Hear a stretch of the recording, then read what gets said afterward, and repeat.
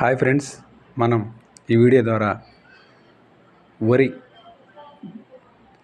ధాన్యానికి ప్రతి సంవత్సరం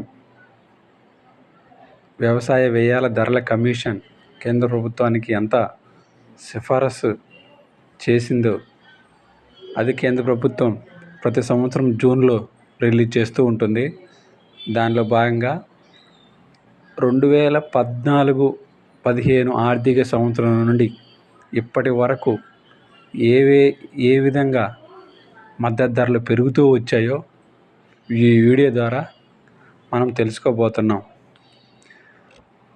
2014-15 ఆర్థిక సంవత్సరంలో ఏ గ్రేడ్ 1400 ఉంటే సాధారణం 1360 ఉంది. సరేనండి.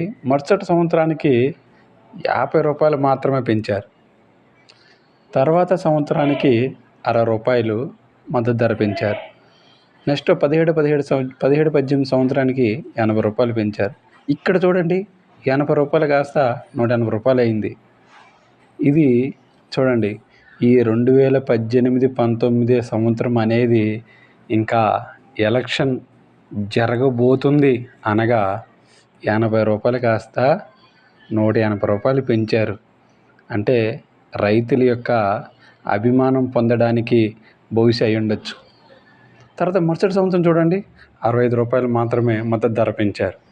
నెక్స్ట్ సంవత్సరం 53 రూపాయలు, తర్వాత సంవత్సరం 72 రూపాయలు, తర్వాత సంవత్సరం 100 రూపాయలు, నెక్స్ట్ 23-24 చూడండి, మళ్ళా 140 రూపాయలు మద్దతు ధర ఎక్స్ట్రా పెంచారు. అంటే ఇంకా నెక్స్ట్ ఎలక్షన్ జరగబోతుంది అనగా ఈ రైతుల యొక్క అభిమానం పొందడానికి 140 రూపాయలు పెంచినట్టుగా మనం చూడవచ్చు.